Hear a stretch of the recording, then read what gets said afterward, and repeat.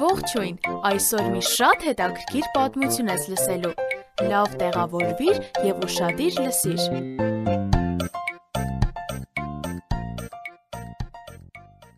Լոուլինգը մեծ խնդիրներ ուներ։ Նա մտածում էր այն արձանի մասին, որը դռան վերին դարակի վրա էր։ Նա ապրում էր Չինաստանում, և իր ծնողներն ասել էին, որ այդ փայտի կտորն Աստված է։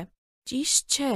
դա չի կարող ճշմարտություն լինել։ Կենդանի Աստված ապրում է երկնքում, իսկ դարակի վրայի արձանը պարզապես անշունչ առարկա է։ Այն ուներ ձեռքեր, բայց չէր կարող օգնել ոչ ոքի։ Այն ուներ բերան, բայց չէր կարող խոսել։ Այն ուներ ականջներ, բայց չէր կարող լսել։ Մարդիկ երկրպագում էին այս արձաններին, չիմանալով, որ կենդանի Աստված արգելում է դա։ Ես եմ քո Տեր Աստվածը, ինձանից բացի ուրիշ Աստծո առաջ չխոնարհվես։ Լոուլինգը սրա մասին էր մտածում։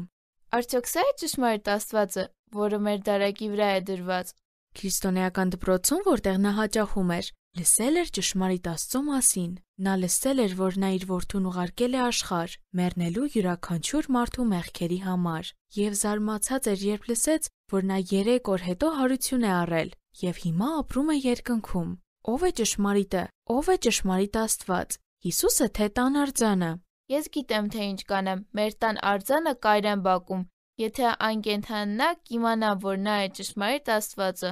Լոուլինգը վերցրեց բահը և գնաց բակ, արձանը այրելու։ Նա շատ ուրախ էր իր գաղափարով և տուն վերադարձավ։ Անցավ 1 օր։ Երկրորդ օրը նա գնաց փոքրիկ գերեզման և հողը մի կողմ տարավ։ Արձանը դեռ այնտեղ էր։ Նա չէր համբերում 3-րդ օրվան, սակայն 3-րդ օրը, ինչպես մյուս օրերին, արձանը հողում էր։ Հիմա ես հավատում եմ Տեր Հիսուսին, ով մահացավ և հարություն առավ։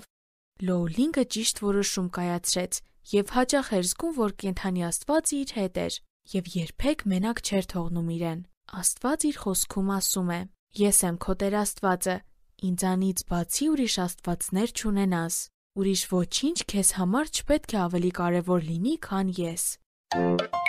Մեզ հետ կարող ես կապվել hypocric@gmail.com հասցեով։ Կրկնում եմ HAYPOCRIC@gmail.com։ Կհանդիպենք հաջորդ թողարկմանը։ Ձեզ հետ է և Նիկեն։